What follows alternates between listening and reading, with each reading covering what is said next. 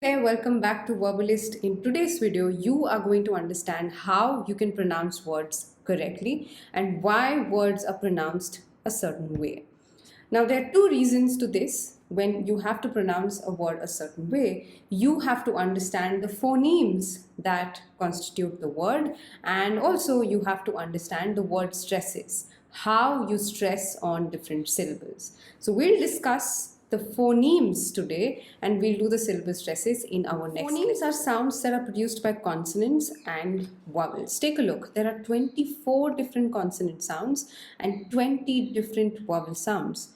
Even though there are 26 alphabets, look at the amount of sounds that are there.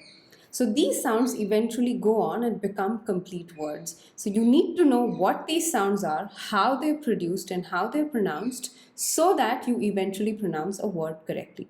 Consonant sounds are divided based on how you pronounce them and the part of the mouth that you use. Take a look. These are the different types of consonant sounds, as in these indicate how you pronounce them. We'll learn about them in detail in a while, and these indicate the part of the mouth that is used. So this is what I was mentioning. Let's understand these classifications first. Now, air-stopped consonant sounds means those sounds after which you cannot release your lips or air cannot come out. T, B, TD, KC and G. Now take a look. Pet, I'm using both my lips. Pet, bet, using both my lips here. Now next category. Tip and dip, I'm using the front of my mouth. Tip, dip. Back of my mouth. Cap, gap. I'm not using the voice box. Remember, cap, gap. That's all. So one more insight here is that you can't release your lips if these sounds come at the end of a word. Take a look.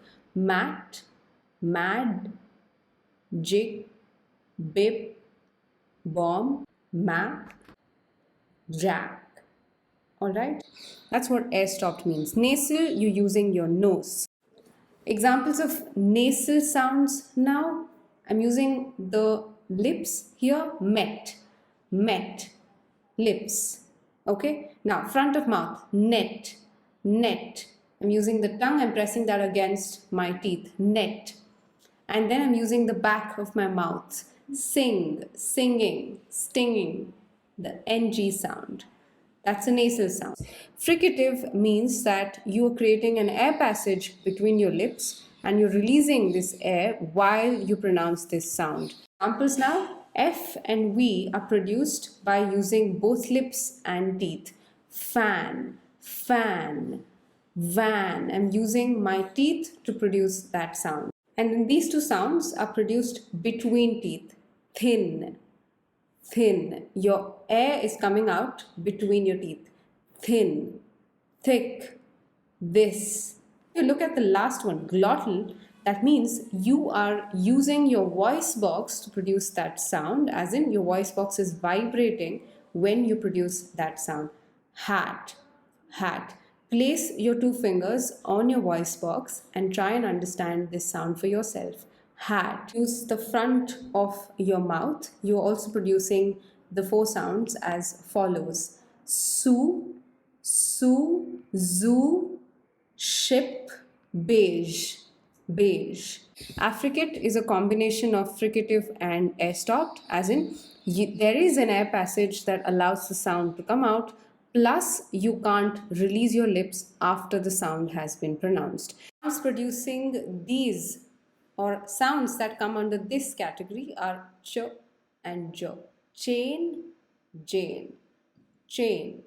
You are still producing a chain, but when you have words ending with ch and j, you don't release your lips after that. Match, match. Approximate means that you are partially closing the passage of air in your mouth to pronounce this sound. These sounds, you are closing your tongue to create a partial closure of the airstream. So when you use both lips, it's wet. That's the sound, very different from van, van. That's fricative, van. Okay, wet is you creating a partial closure of airstream. Now another sound that's produced with the front of your mouth is rat.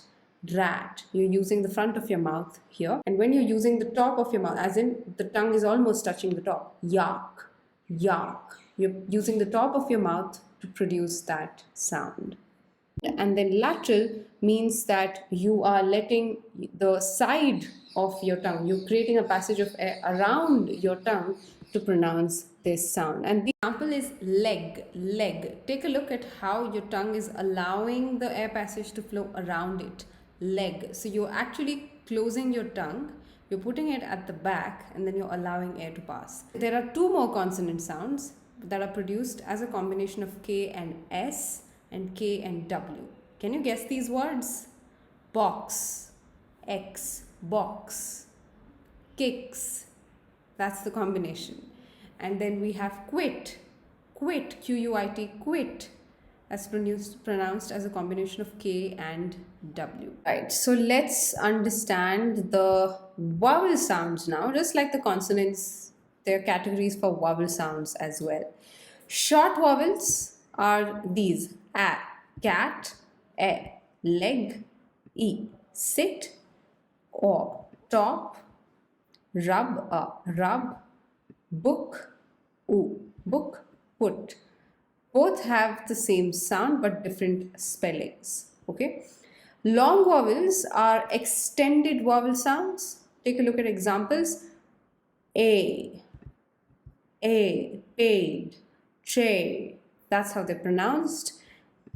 E, beat, beat, B, peace. IE also falls under the same category. Peace, and PEACE as well. I, pie, high, sky, all of that. And toe, flow. You're rounding your lips here. Remember, toe, flow. That's what you're doing. And then moon, Q, moon, Q.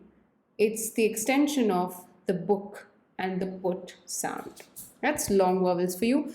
R controlled vowels are those that have R at their end. And remember, in British English, you cannot pronounce the R sound. So it's must, basically. It's just the style in which British speakers speak. So it's car.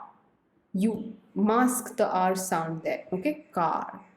Her, bird, hurt, cock. There's an unstressed vowel. It's called unstressed because there's never stress on this particular sound. Across, suppose, trumpet. It's a short sound that comes when you are using past tense, completed, decided.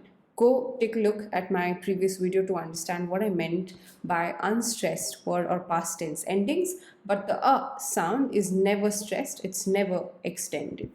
Now the other vowel sounds are there here. Cow, out, boy, void, ear, dear, near, hair, hair.